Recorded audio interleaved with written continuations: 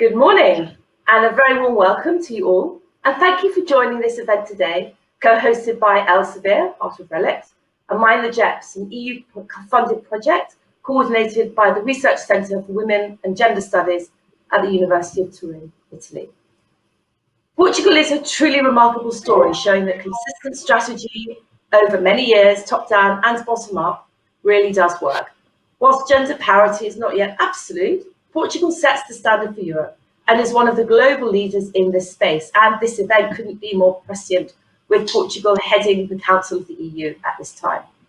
I'm your chair for this first session, looking at the policies that have been put in place, and will then hand over to Claudio Colai Como, who will chair the second session on policy and practice, which will begin at 12:35 Central European Time.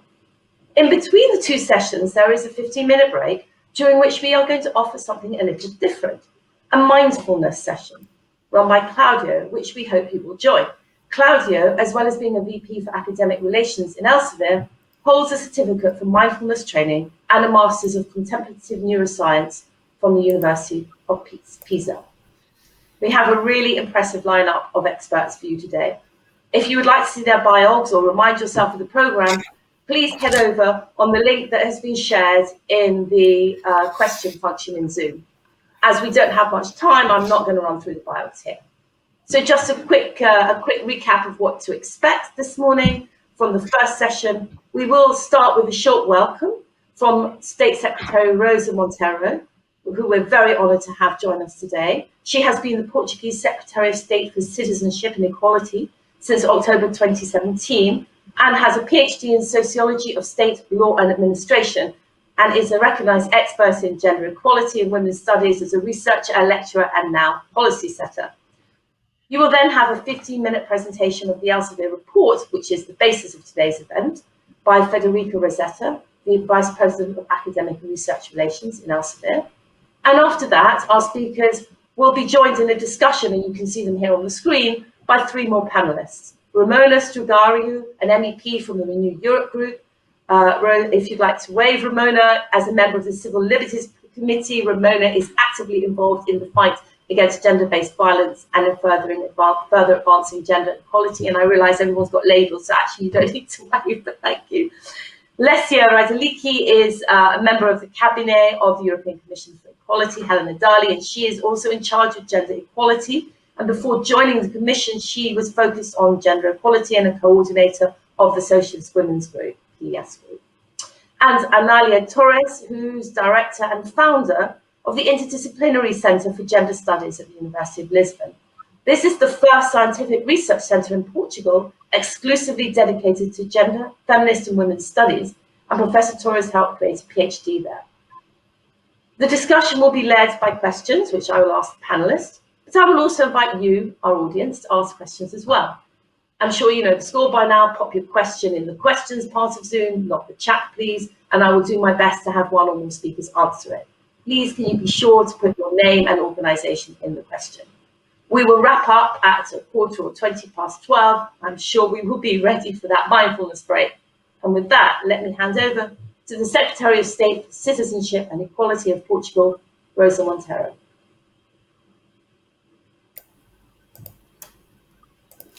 Good morning to you all. I salute you all. And I will first like to thank and to congratulate Elsevier for its wonderful work. You are a unique reference to how our research landscapes are performing and what we must do to make them better. And I thank you especially for this latest report that offers an insightful look into how Portugal is advancing regarding the situation of women and men in research.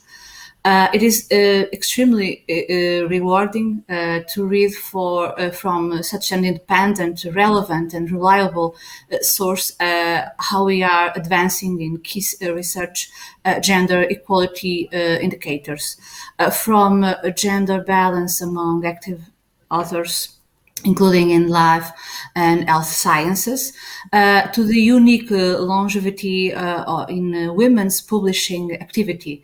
Our national data confirms this.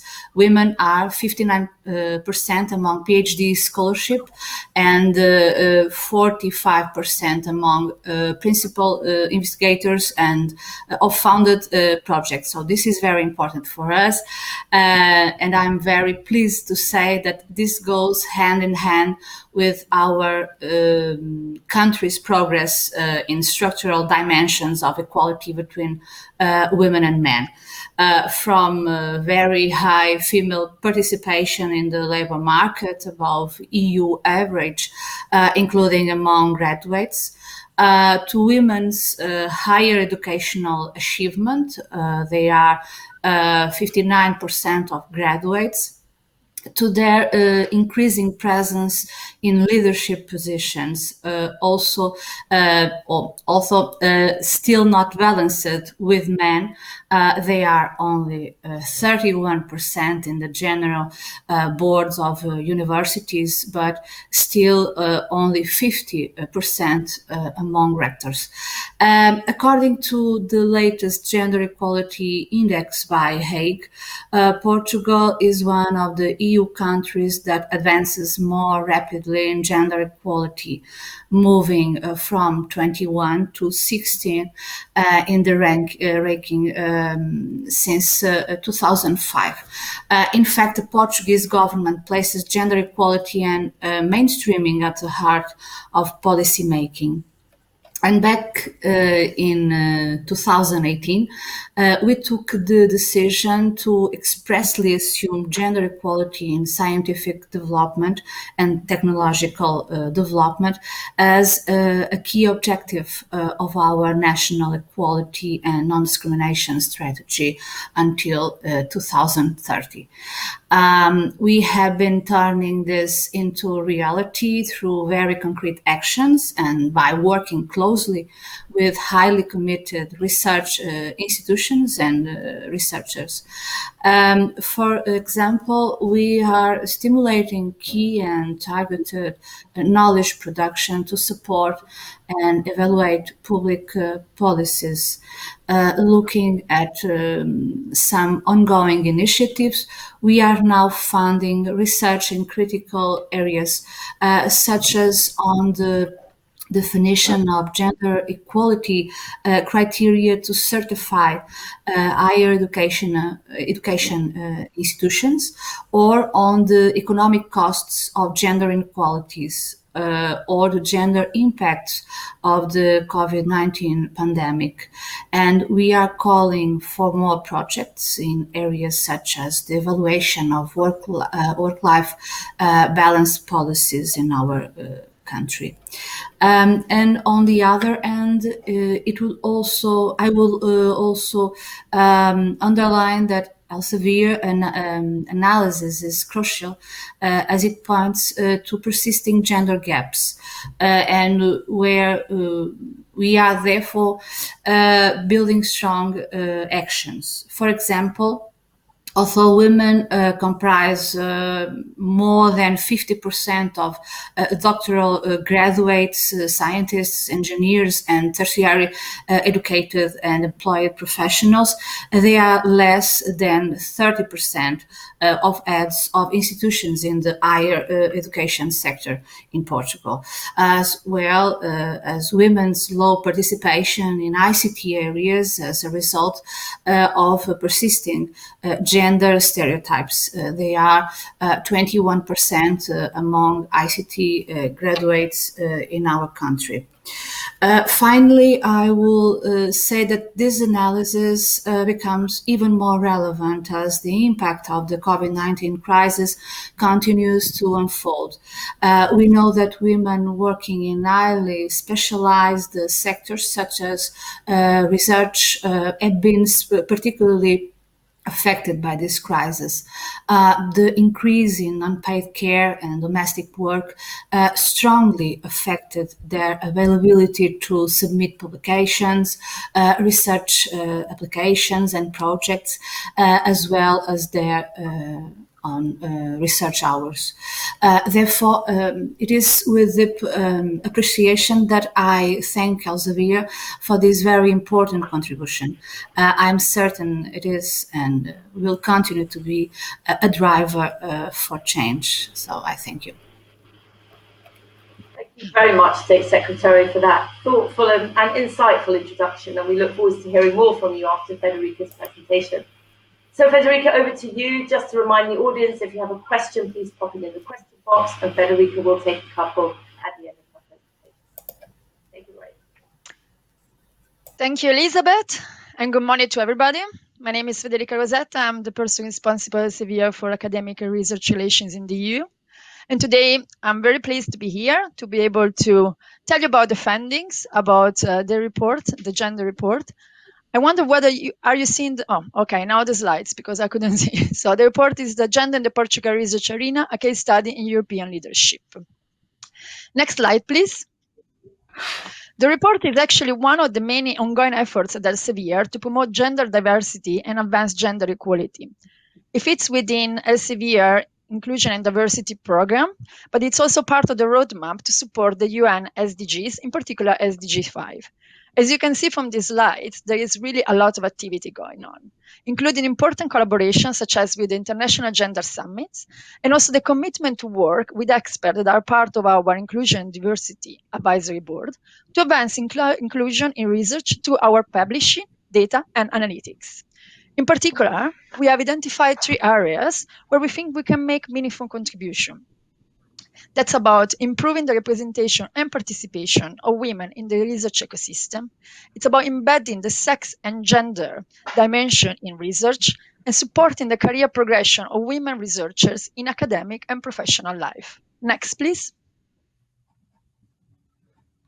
So for all of this goal, we believe that having an evidence-based foundation is essential to understand what are the challenges, but also the opportunities ahead.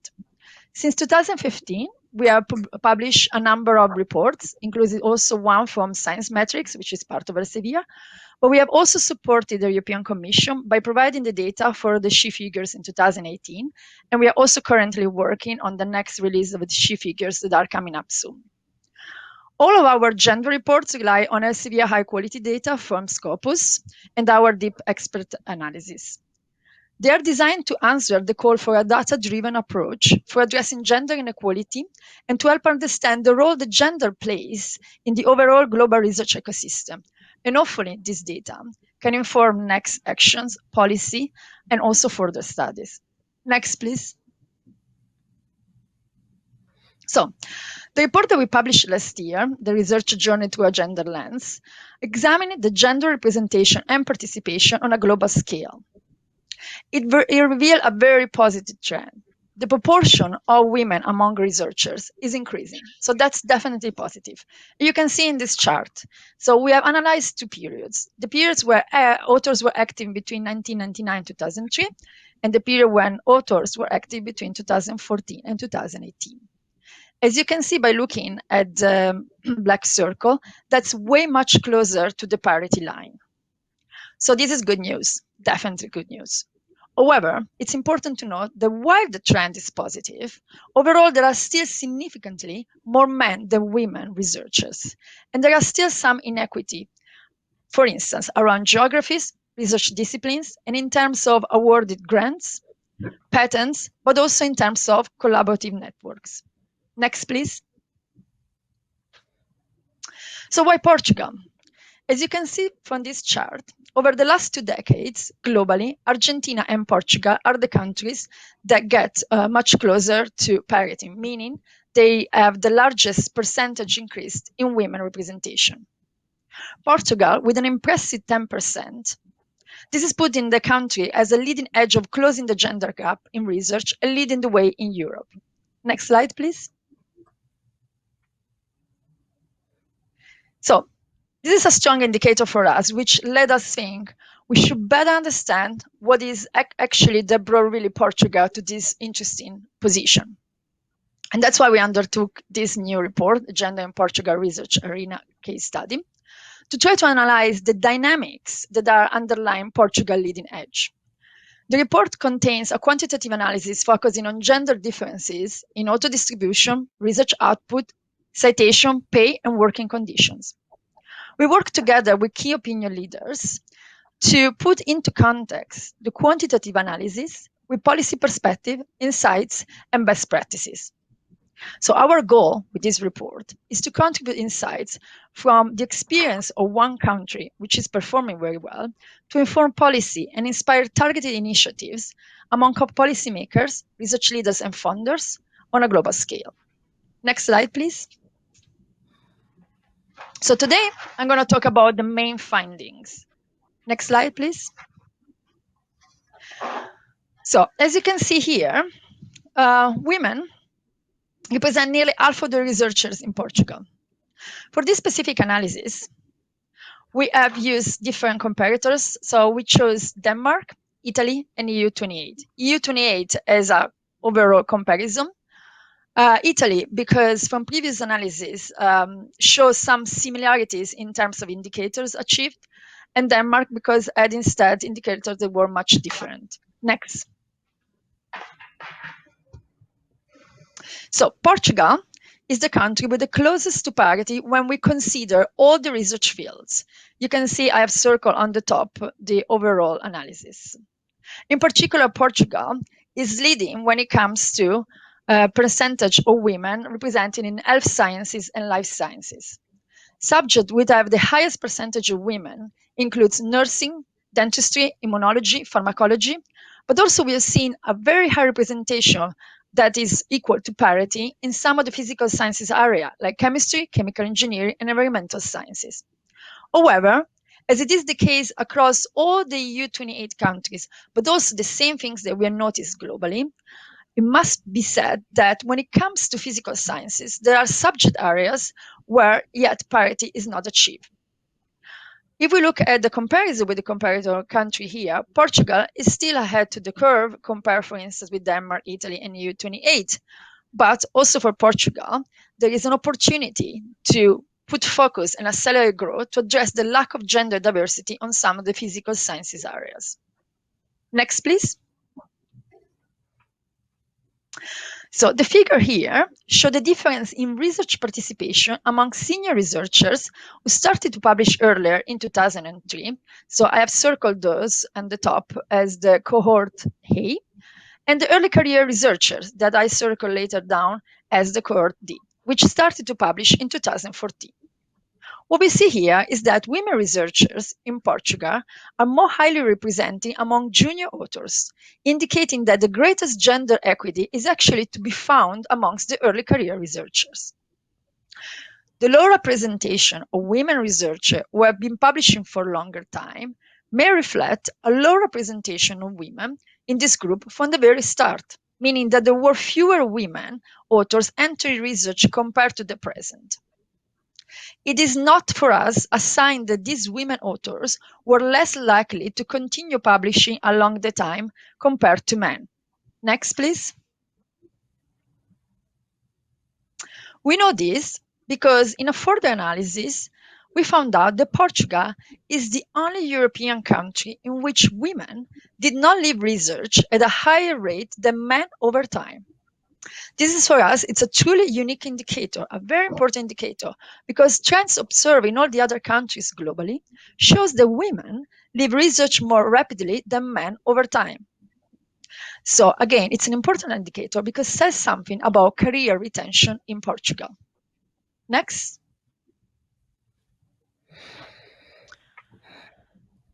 These charts show instead the average number of publications authored by women and men in Portugal in the period 2014-2018, divided also by the role they had in terms of authorship. So what we can see is that among all researchers in any authorship position, women author fewer publications than men. The gap is the largest for the most senior researchers, who first published in 2003-2004. And I have circled those. The gap is smaller when women are in leading authorship position, like first, last corresponding author. The large gap is the result of different in publication author as co-author, basically. And it might be the result of men engaging or being more included in collaborative research efforts. This is something we have found out, for instance, from the previous publication on a global scale, is that networks of women and men can definitely influence the number of publications that authors are included in. Those with a large number of contents or very prolific contents in the network might be more likely included as co-authors in publications. This data points to the need for women to be adequately afforded leadership roles as authors, but also that equality needs to be included in collaboration effort. Next, please. So when it comes to impact, what we notice is that in Portugal, the impact of women and men's research is similar. Women are cited less when in senior author position.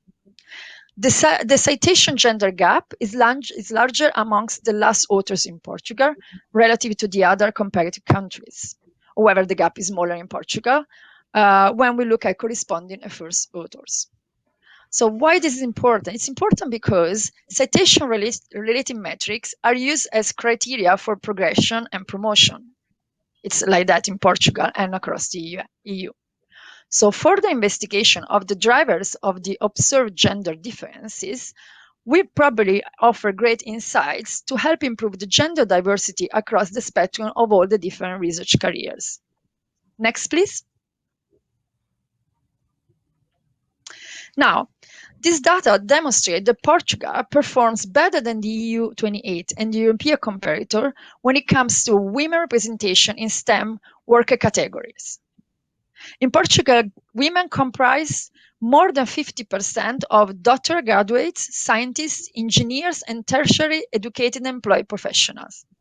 However, only 30% of head of institutions in the higher education sector are women. So this is a steep decrease in the inclusion of women further along in the career pathway. The percentage of women among head of institution in the higher education sector is lower than the percentage of women in the most senior group of authors. What would be interesting is to look into future study how to disaggregate the most senior group of authors. In this way, this approach will more accurately reflect the population of heads of institution in the higher education sector. If we also match with this data with the Glass-Steiner index, we can see that that is higher in Portugal relative to comparator, suggesting that the high level of representation of women among researchers in Portugal does not automatically translate to increased inclusion in top-tier academic position. Next. Now, if we add some information in the area of career position, and we look, for instance, in the gender pay gap, what we can see is that for Portugal, the gender pay gap is smaller than that of EU 28 and Denmark, but is larger than that of Italy. Except for Denmark, we also observe that the gender pay gap of jobs related to scientific careers is similar to the gender pay gap observed in the total economy. Future studies could investigate whether the gender pay gaps is of a similar magnitude if we look at the same research areas and at different roles, but also across different career stages. And if we examine, for instance, space in different fields where women are underrepresented versus fields where women are well represented. These findings could help inform specifically policy development and intervention designed to tackle the gender pay gap and accelerated change. Next, please. Finally, I think this is also very important to add to this view about the job positioning of women versus men. So what we have seen, and this is our data for the SHE figures 2018, is that in Portugal, 80% more women than men work under precarious contracts. And these are defined as those without a contract, with a fixed term contract or up to 1 year, but definitely non-permanent contracts in the scope. Moreover, Portugal has a higher percentage of women with precarious working contracts than EU 28 and the two comparators country. So this funding definitely needs to address from the perspective of real gender inclusion. Next. Now, added to the quantitative analysis, as I said at the beginning, we have also had the pleasure and to include some of the perspective from key opinion leaders to really try to understand what are the type of initiatives that have generated such good indicators when it comes to gender representation for Portugal. So what we have found out is that in most of the cases, changes came from the top, and that is really embedded in the national culture to address gender equality. Policymakers also look to the gender researchers for information to guide their policy decision. Since 1980s, there has been scholarship for girls in science and an increase in national funding to create alliances that open up step position for more women. There's also been a lot of work around awareness and awards. For instance, the L'Oréal Portugal Medals honor for women in science. Most importantly, a lot of forward-looking efforts has helped accelerate greater gender diversity and inclusion, such as funding research into critical policy areas like impact of gender inequality, including gender equality criteria in the assessment and accreditation of the higher education institution, funding higher education institution to implement work-life balance management system and create mentoring and equal pay, especially in areas like ICT, where we know there is a digital gap, and renew the commitment to further ahead topics such as violence against women. Next. So to conclude, we've seen a lot of advances amongst our key findings, a lot of positive indicator around gender representation. So for instance, we talked about women representing nearly 50% of active authors in Portugal overall, with some very good parity records in some areas of health sciences and life sciences. However, there are opportunities as well. And that's what the report helps to identify the opportunities. And we talked in this case about the opportunity to accelerate growth of women representation within some of the subject fields in physical sciences. As a unique indicator in Portugal, we said the women researchers are likely to continue publishing over time. So this is a very good indicator of career retention.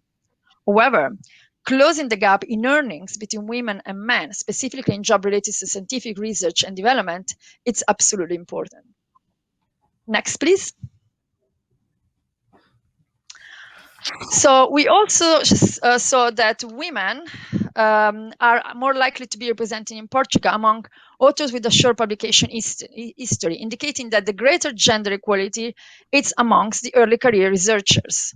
There is still an opportunity to address systematic gender bias in the research ecosystem that negatively impact women that they are in the leadership roles. Finally, in Portugal, women comprise more than 50% of the STEM workers' position we have identified before. But there is still an opportunity here to increase the percentage of women in top-tier position and higher education institution to accelerate gain in gender equality. Next.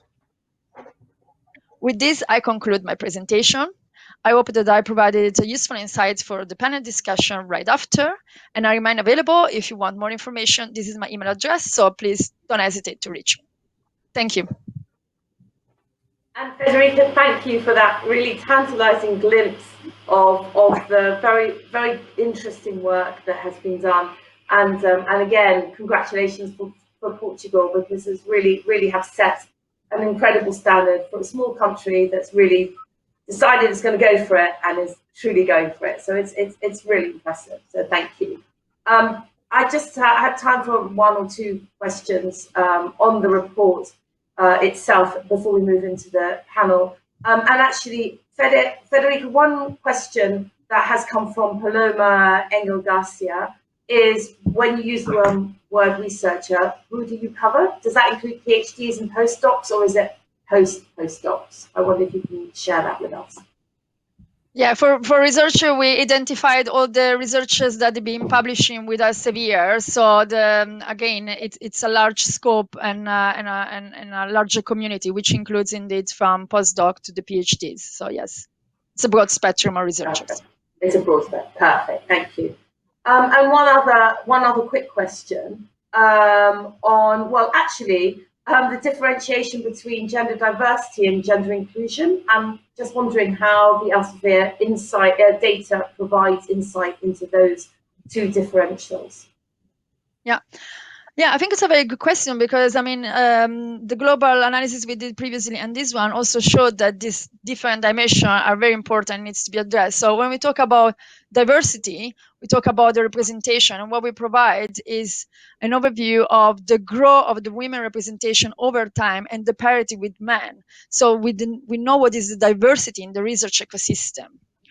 However, there are also some data that show what is the inclusion. So let's talk, for instance, about collaboration network. We saw the collaboration network very often are not equally benefiting the contribution of women. So that means there is not proper inclusion at that level. We saw also the Glass Ceiling Index. We show that women are less included in high-level position. So for Portugal, to give an example, there are incredible indicators when it comes to the representation. And there is also very good indicator when it comes to the fact that there is good career retention across the many years over time. But still, the indicator about inclusion are the ones that show that in some position women are still not that represented, that the collaboration network are not that included. So I think, the very first step is to assess that there is that level of representation that is equal to parity. And then it's important to deep dive into see whether that means yes or not also full inclusion. Okay, no, that's really interesting. Very, very multi-layered picture, and good to understand the different measures that we need to be using. Well, with that, I'm going to thank you, Federica, for this part. Please stay on the panel. You might want to intervene in the general discussion, but I'm going to head over to our panelists, and let's start with the discussion. To my dear panelists, please do feel free to respond directly to one another. If you wish to add something to someone else's intervention, actually, the more discussion and the less you hear from me, the better. I'm not the expert, you are. I'm going to kick off with the first question. And Ramona, if I may kick off that first question actually with you. And the question I have for you is, or the question I have for the group is, what is the information or the insight from the report that you particularly find interesting and in your position as a policymaker important? Thank you. Thank you very much for the presentation. Excellent report. Also, thank you for the invitation. There's plenty of very, very interesting information as a matter of fact, and I will point out some what I would call lessons learned and that we could actually actively use in European policy making, but at in national level policy making as well. And the first one, and I do want to point this out, is that policymakers listened to researchers and science people when they actually actively took those steps that made the difference, right? Because we do have in Portugal examples that we've had active policies encouraging gender balance and encouraging the women in science and leading to these results. So yes, we need to listen to scientists when we are actively involved in policy making and look at data and improve things looking at this data. Then another excellent thing that we can all apply is that active investment in the education of women and young girls and encouraging them to step towards this type of jobs. And I mean those continuously financed scholarships, looking into this since the 80s. I mean, this takes time to build up, obviously. It is not happening overnight. We can see it in every single culture. In those, just the first example that crosses my mind, in those countries where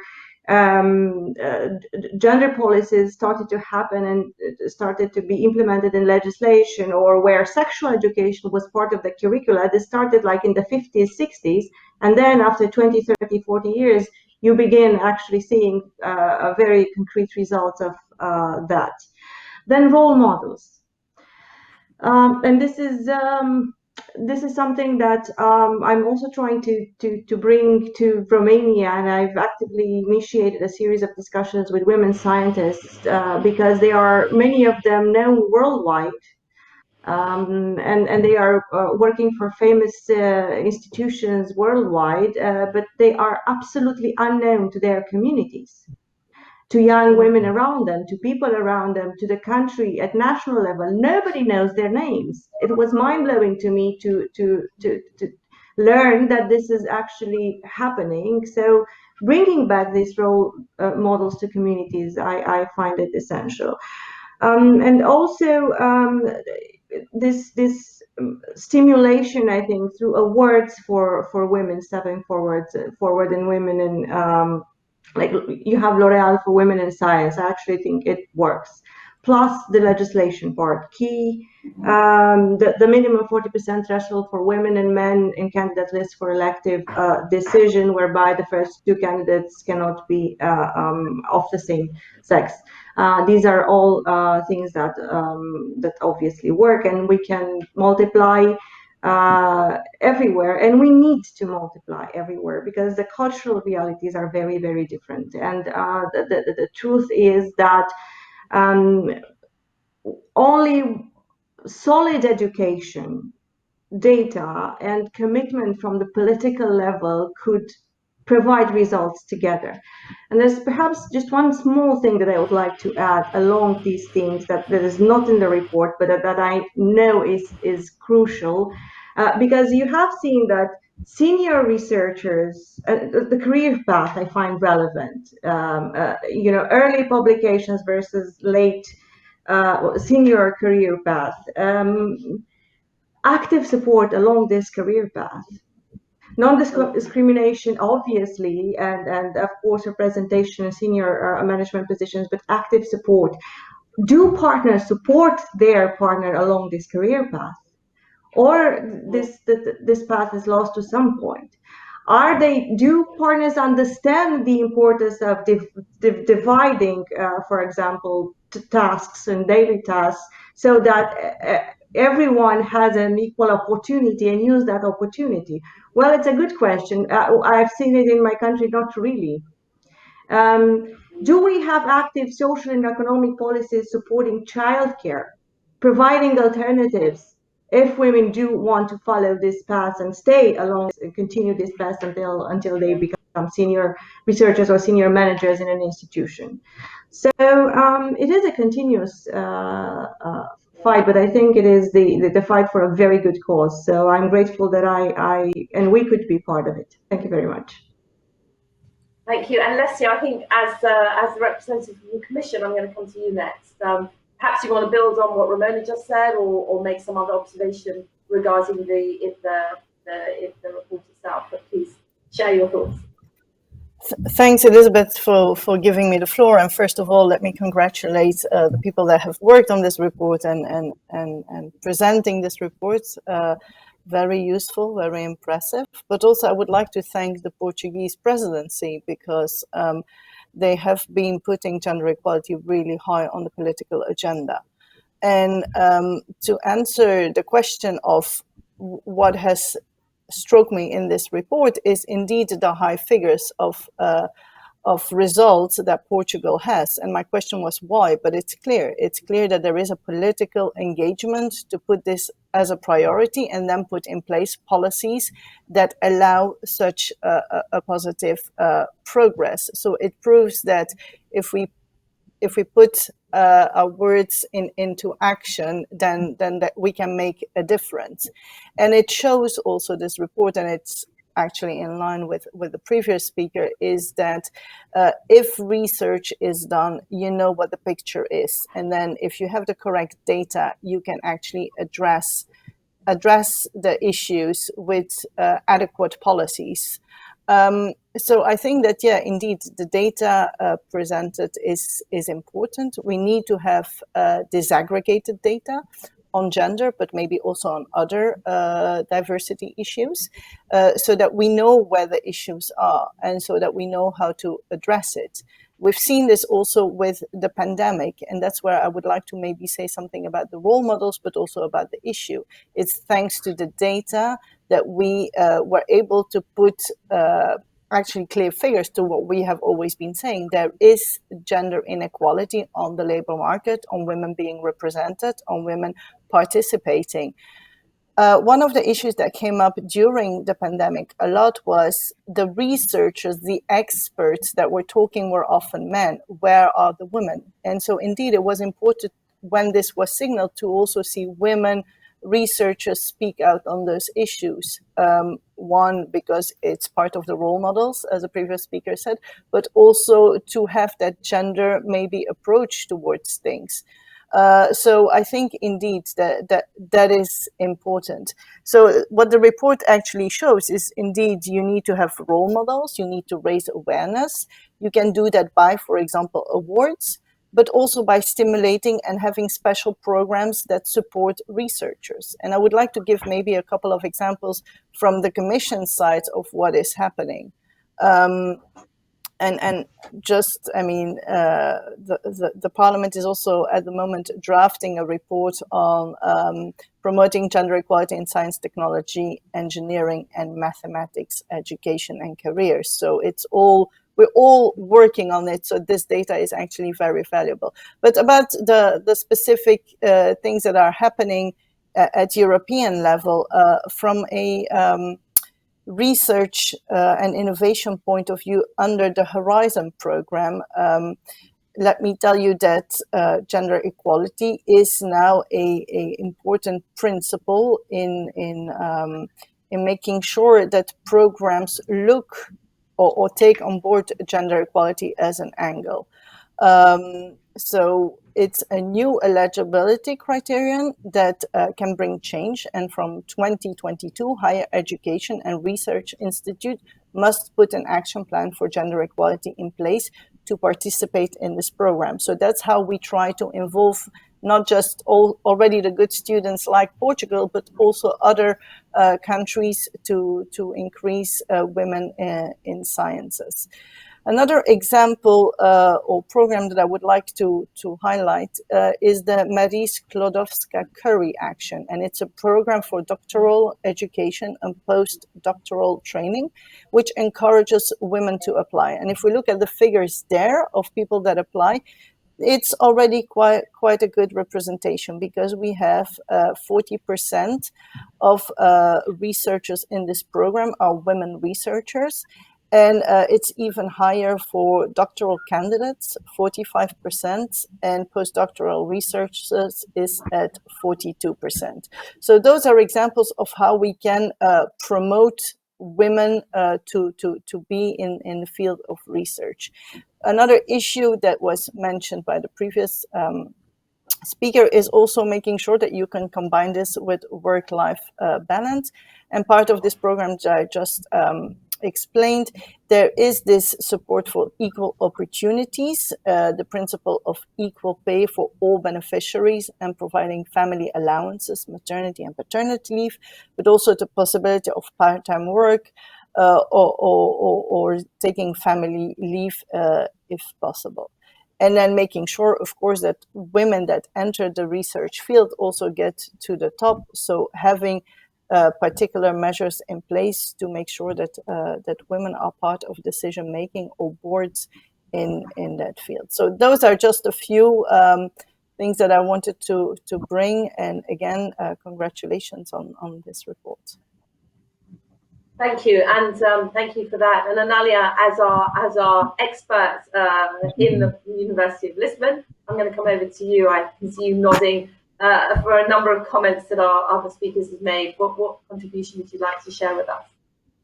Well, first of all, I would like to. I'm very grateful to Elsevier for the excellent report done, because it's very precise and it addresses a number of very important issues.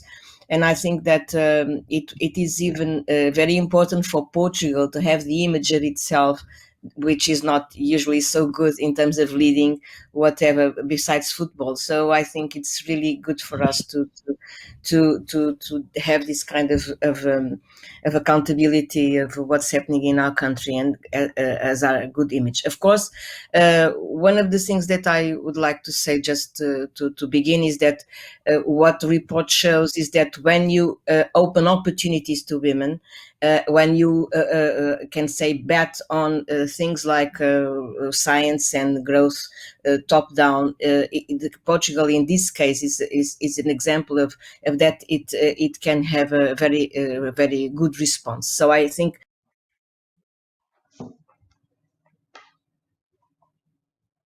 policy, and I wouldn't say directly gender public policy, because on gender issues it's only lately that the topic is addressed. Is science in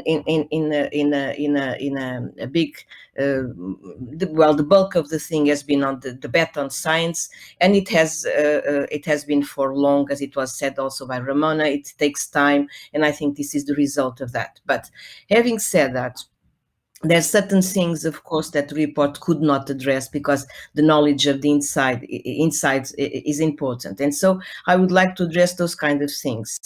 For instance, of course, it talks about precarious situations, but what I would like to tell you about the situation in Portugal is that at the same time we have this growth, interest growth and interest on science in a large number of fields, but then and you have scholarships, then you have docs and postdocs and postdocs and postdocs. And I would like that, and what I'm saying is that it has a reason, is that at the same time you have a research openness that does not correspond to the possibility of retaining a long-term job in higher education institutes, and those higher education institutions are mainly public in Portugal. So what happens? We have control, spending, finance, public expense control. So what happens is that people are in research centers within universities, can be working with scholarships, docs and postdocs, but they have difficulties and mainly since 2010, we had control expenditures in universities. So people are producing, are making papers, but sometimes they cannot enter as a long-term job in the higher education system. So what does that mean? That means that they are, of course, producing. When you said, for instance, that in Portugal there's career retention, it doesn't mean you're continuing to produce, doesn't mean necessarily that you retain that, then you have a career in a long-term job. So in your university, and this is because what I said, it is the public system with control in expenditure. This is one of the things that I want to address, because it can have an effect of sustainability in the future, and also it means that women have a kind of working conditions that are very heavy. I mean, they work a lot in several fronts, as we know, and that also shows on the indicators of precarious or on the gender pay gap. So that's one of the things I want to address, because this is very important for us. For instance, there was some difficulties in the past, but there are some people that have very high rated as researchers that don't have a long-term position. So this is I think that's important. The other thing is that, for instance, considering the all that has to do with the idea of gender equality. What happened here is also, as Rosamund had already addressed in the report, that there's a lot of invisibility of the problem, of the question about gender discrimination or gender stereotypes, or in so many fields. So, for instance, what the impression that some of our colleagues in the university have is that we don't have a problem with gender equality in university. And so things like harassment, violence, or things like discrimination discrimination, things like not being able to achieve higher positions in the leading positions in higher education institutions, for instance, that does not exist. And also, this is not a problem. We don't understand what you're talking about. So, because the visibility of women in those kind of working positions, working in the sense that they give classes, they give courses, they research, and so on. So this is something that doesn't appear. Those kind of things don't exist because there's so much visibility in certain fields that the others are completely not shown. And one of the things we have been doing, so for instance, when I say that we found our research center in 2012 only, because really in university and higher education system, things considering gender in research or something, this is very, very recent. It's not as it is from the investment we've been doing in science. So what this shows is that we have to do a lot of work considering the importance of gender issues on the curriculum of the universities, the importance of gender issues on several fields of science and several fields of like medicines, health, and things like that. So this is a lot of work that we are doing as a center, and that shows that this kind of idea that we have as ourselves of gender equality in terms of life, in terms of what society is, we have to do a lot of work still. So to correspond to that idea, as also was already said by Ramona, also the questions about people can be very productive in terms of science, but not being known inside. So inside of the country. So yeah. So that's one of the things I think is important. Mm-hmm. No, thank you. And actually, I'd like to bring a question from Margarida Trinzel in here, because I think it's relevant to what you've just said, and please, others also feel free to jump in. Margarida makes the point that a number of you have made, is it's still women that carry the heavier workload when it comes to domestic work and childcare, and asks whether actually the fact that a number of those precarious positions that we've been talking about in R&D fellowships and so on are taken up by women is because that is an acceptance of that precariousness, which gives them flexibility for the other things in their lives they have to do, and that actually works against them. Do you think that that's a real risk, or do you think that's a relevant issue?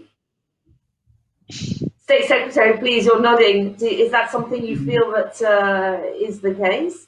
And Alia, please feel free to comment. Mm-hmm. Do you want but Ramona wants to talk about that? Isn't okay? No, yes, I'm gonna go ahead, and then maybe I will step in, because unfortunately very soon I must leave you and yes. to the immediately to the next meeting. But Analia, please. No, please, Ramona, I forgot. Indeed, you need to finish on the hour. So why don't you indeed make your final intervention, and then we will go back to the rest of the panel. Mm-hmm. Well, thank you so much. I believe that it is a cultural issue that we have neglected for a really long time, and these patterns are different in different member states. That it doesn't look the same everywhere. That's obvious, and you can't compare an ex-communist country like my country, where all of these women stayed at home and mostly did all of the workload at home, and they did have precarious jobs, and they did have to share their time, and they've gone through everything that could possibly mean from illegal abortion to not being able to cope up with the labor market and profession and so on, to a lot more open societies. But the reality is that if you look at data, you realize that there is a number of problems that we are all facing. And Portugal is a performer in this field and in overall in gender balance, but still here we do have this pay gap issue. Definitely, we do have the issue of stability on the work for and on a long, career path. Obviously, we do have the unequal division of unpaid care and domestic work. It is there. Not speaking about women, violence against women, which is sorry, everywhere, which dramatically increased during the pandemic. And sexual harassment, and which doesn't exist in universities and other fields as well. It does. It is happening everywhere. It is happening in European Parliament as well. And we have seen public situations in the plenary that are outrageous for the 21st century, and they are still happening. So yes, how we address them, if we particularly talk about science, I would say strong early education STEM interventions, because they help, and I would love to see this pattern multiplied everywhere. And if we look at ICT, for example, which is a key field for what is happening now and what comes next, even in Portugal the numbers decreased there. So obviously, these are things that need to be addressed, tackled more systematically. Then, coming out of hypocrisy. All of these discussions and those beautiful speeches and all of these discussions and issues and data have to be discussed with men alongside and involved in this kind of policy making and applying this type of policies and making them happen. And true believers are those making things happen and acting as such, not those having nice speeches about it. Yes, last but not least, I would say, and I would like to conclude in an optimistic manner somehow. Let us not forget how resilient, speaking about acceptance, how resilient and powerful we are in the end, because we are, and that it is. I feel it as an active mission that we offer this and multiply this around us, and we show others that it is possible, and that we can actively support these careers, and we can actively support these measures and gender balance and equity everywhere around. And it is the natural thing that has to happen. It is not an exception. It is not a favor. It is not something that we should expect to happen from someone, but something naturally happening, and encouraging others to do it as well. Thank you very much. I'm truly sorry that I have to leave. I'm a bit frustrated about it actually, but my LIBE committee is expecting me with interventions on the drugs area, because I'm a standing rapporteur there. But I will be more than happy to contribute to other discussions as well. Good luck with your phenomenal careers, and do inspire others as well. I'm sure that you are, actually. Thank you again. And thank you to the president. Thank you, Ramona. Thank you so much for that intervention, and we will be taking that up. And I'd like to come to you, State Secretary. In fact, I remember reading about Portugal that one of them, there was a true believer who was a previous Minister of Education, I believe, a man, who actually kind of kick-started a lot of the top-down interventions. So, and I think the point that Ramona made is important. I realized as we came on that actually this is an all-female panel. Well, makes a change, but it's true. It doesn't take just women to make the change. It takes all of us to make the change. State Secretary, I'd like to come over to you now, either to comment on what you've just heard, but also more generally to talk about the value of data and evidence base in making your policies. So if I can hand over to you, please. Yes, I would like to have that we have in Portugal a very committed minister on science and investigation and research that is a real ally of our policies. This is very important to have men with us. I also agree. Well, I would like to say that this is a time where we are reinforcing our society as a knowledge society built on a strong scientific culture. However, at the same time, we are also seeing disinformation campaigns and growing attacks on science also.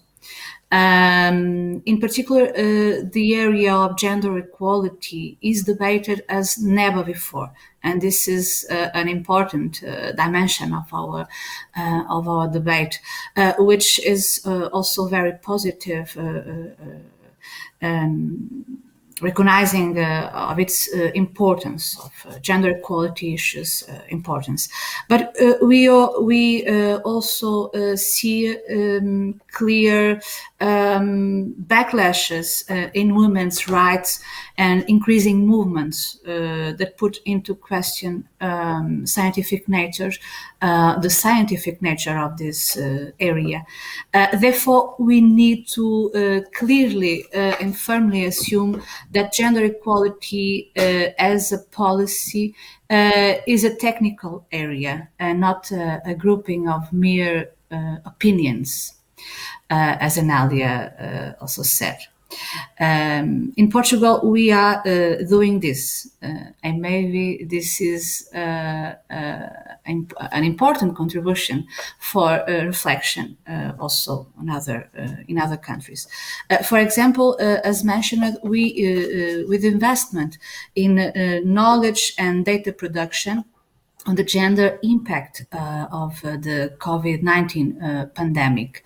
For instance, for our presidents of the European Union, we requested a research note from the European Institute for Gender Equality, and an opinion by the European Economic and Social Committee. And this already had a fundamental, tangible policy result at European level.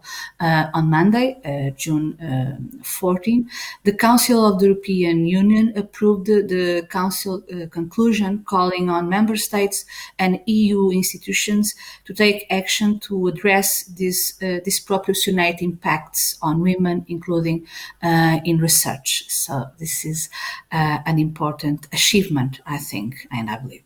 And we are also funding some important projects, research projects, national level, of course, on understanding national gender impacts of the pandemic on the labor market, on gender stereotypes, and on violence against women and domestic violence, and also some research projects on hate speech in this context of the pandemic that we live.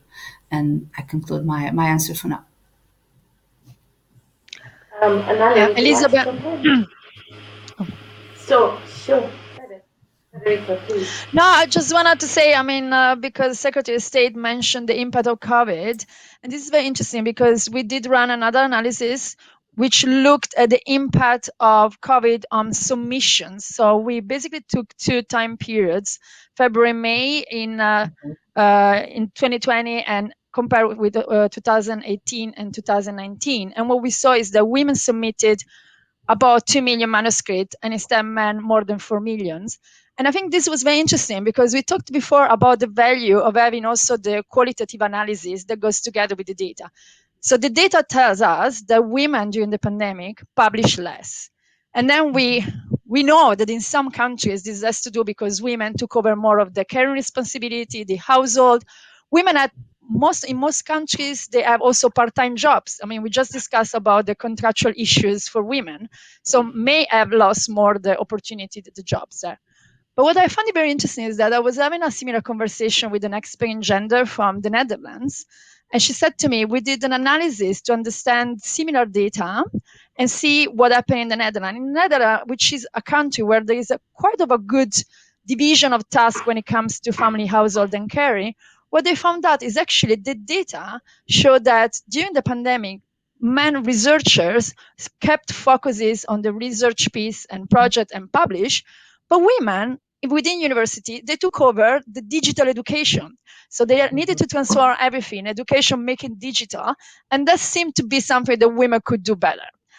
But that, of course, had an impact because women were publishing less, and we know that has also an impact in the career progression because of the fact that publication count into the evaluation. So I just want to really to bring these insights that again I think it proved the importance both of the data, but of adding that perspective, that insights from expert, and also the qualitative analysis that goes together with it.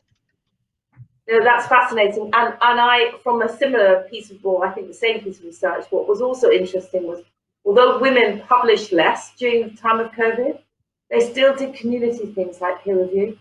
So their input into the community did not decrease, but their own career path was sacrificed. Yeah, the peer reviewing was almost on an equal level. It's true. Yeah. Anamia, please. Yeah. No, I just want to add that in terms of what you see in university, in terms of the relationship between what do you do as women in the university. What is very common is that you are not head of institutions, but then you have more pedagogical work in terms of in terms of what has to do with dealing with students, for instance, dealing with all the worries about the kind of invisible work. So a kind of reproduction of the invisibility of unpaid work can be seen also in universities and in research centers. So you can see that all that has to do with and that is very shown in precisely in COVID period, because in COVID period, men, when they went home, they just didn't worry of anything else but exactly publishing, because they were not also held by other meetings as they are in usual time. And women, of course, faced not only the question about the housework and the children and so on, as also they have to attend more to pedagogically, exactly what you said about pedagogical, about that finding in Netherlands, is that they also were addressing the adaptation of students and teaching, and all of us to the question of starting to do courses online, and all that has to do with those kind of things. So we have to. So I really think that is crucial to give visibility to what kind of work women have been doing, and how they are compelled. Because this is working conditions. This is translating to being tired. It translates into being probably with more health problems and having to deal with those kind of situations. So the report has the big added value to show that when opportunities are open, women grab them and are productive. So that idea that women do less than men when they have good opportunities can be completely vanished. But at the same time, that the persistence of inequalities are there. They are probably more invisible, and that we have to give visibility to them. So that's one of the things I really wanted to address all these kind of things. And I think also Portugal is a good example of that, because we came to gender equality issues late. I mean, that not because there are a lot of researchers that had gender equality as an issue from long, but the constitution, you might say that in our education system, the constitution of the field was very late, precisely because this question is invisible. And so it's recently that we've been showing showing this kind of discrimination that are really not seen at the first glance.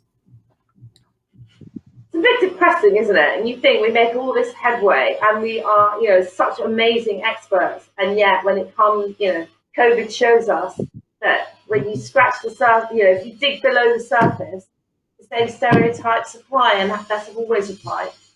I don't know, from the Commission's perspective, Leslie, presumably you're seeing this more generally. I mean, that was a very interesting insight we got from Federica about, the Netherlands, a country we would expect to actually be different, to revert to the same stereotype behaviour. I'm just wondering whether you've seen any more evidence of that in the Commission. Well, I mean, indeed, one of the things that I wanted to say is that during COVID, what we have noticed indeed that stereotypes have been unfortunately reinforced. So this situation that is unfortunate at so many levels is also an opportunity to actually be even more forceful, so to say, on gender equality issues, on gender equality policies, and a gender equality approach. So at least that is what we have been doing from the Commission side, is saying that this is an opportunity. And we had launched in the beginning of the mandate in 2020, the Gender Equality Strategy 2020-2025 that had a vision of, or that has a vision of, a Europe where all women and girls in all their diversity can thrive, lead, and be free. And that's exactly what we need to make sure we're doing right now with the data that can prove, support, and accompany this.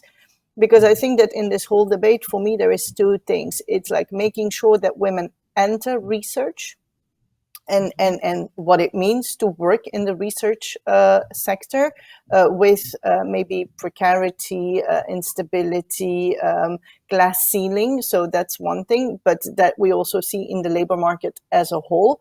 And there we have also, with the Portuguese presidency, put forward certain proposals. It's part of the conclusions now, but it's also part of the social pillar action plan that the Commission has put forward to increase women's participation on the labor market, including in the field of research. But the other thing is making sure that when research is done, that it's done with a gender lens, and not just on gender equality issues per se, but in all the fields. And that's when we talk about the gender mainstreaming approach that I think is important.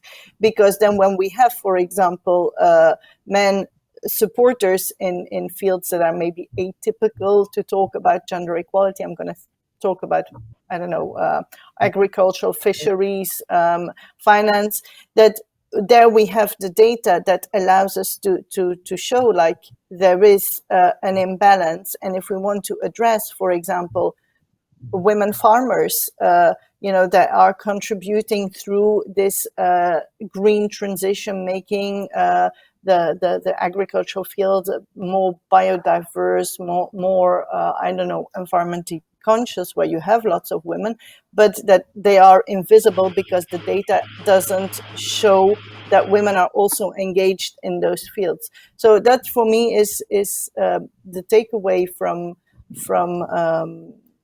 the discussion we have here today. This two approaches that we need to keep on putting forward in order to advance on policies and empowering women. Yeah. Well, so thank you. And as we are coming to the end of this session, if I may, I would, kind of building on that, would ask you like a quick round question, because we've had so many different things from everyone today, and they've all been fascinating. If you would pick out one intervention to continue to improve and preserve gender equality, what would that one intervention be? Maybe I'll start with you, Analia. Well, I think that one main thing is to show people and to try to do really to give visibility to certain indicators, and to show I'm in the knowledge field, and so I think that I only can convince people when I address data, founded data. So I think this is very important, and also because what was said by Secretary of State, the thing that the moment we are living in, those kind of that is a moment where gender equality is also being attacked, or gender equality issues are also being attacked. So the thing, what is for me very important, that's why I think the report is very important also, is to show the data and to show also things that are invisible, to give visibility to those kind of stereotypes, those kind of realities that are not seen on the first level. So for me, both things are very important, to show this kind of data and to go in depth on those kind of situations. Federica? Yeah, I mean, I'm also part of a consortium which is the Mind the JEP that is organizing with us Elsevier this event today, and the focus is on the gender implementation, equality implementation plans. So I would see this as the one very good measure that is pretty concrete. The Commission will require that from applicants. So that is the one intervention, very practical, that I hope will really change what we've seen in some of the analysis, meaning that there is less representation of women in the top position in academia. So I would say that is intervention. So we've got data show. So we've got data to show the full picture. We've got practical plans for implementation. Lesia, over to you. Well, what I would say is, I mean, apart from what we've heard, which I think are very good points, I would also say we need to start from an early age to encourage young girls to enter the field of research. And we can do that by programs that advance them. And I know that the Commission has enabled 4,000 young girls to be trained, but also by raising awareness. And I know my commissioner in her previous mandate as a minister had launched the International Day for Girls in Science. So yeah, let's get those girls on board at a young age so that we see them later on also thriving in science. And State Secretary Montero, the last words with you. Well, you have already mentioned some important ideas and actions that we have to do to better these indicators. But I will underline the promotion of role models. It is very important at national and European level. Also to support the careers of these women, but the importance of having disaggregated gender data by gender and sex, and I think that we have to reinforce the support for and the fight against the precarity of the careers in the research domain. And I think that the gender equality plans made mandatory by the Commission and the frame of the Horizon Europe will be very important to achieve these main goals that we have, because we need to recognize that neither science nor knowledge production, neither our institutions that made it possible are gender neutral. So they are built upon gender assumptions and have gender equality implications and inequalities and some dimensions of discrimination also, as you have mentioned already. As such, it is fundamental to adopt structural approach to remove the invisible and invisible barriers that lead to the indirect discrimination against women, such as gender stereotypes that continue to keep women away from what is perceived to be the rational domain, and which causes segregation in terms of research areas and fields and professions also, and also the vertical segregation that we have mentioned, connected to the leaky pipelines, also work-life balance difficulties, unequal division of unpaid care and domestic work, the instability and precarity of research careers that is particularly underlined also in Portugal, as your report shows, and lesser involvement of women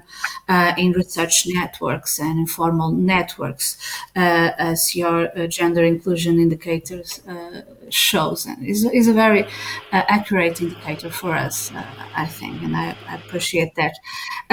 Also, we have to do some positive action, mainly in the domains for and mainly for young girls and students, as we have with our project Engineers for One Day. That is a project for girls in the secondary schools, and we have role models and lots of actions for them to learn that the engineers and ICT fields are also for girls, not only for boys and men. So I think that with this structural approach, we will achieve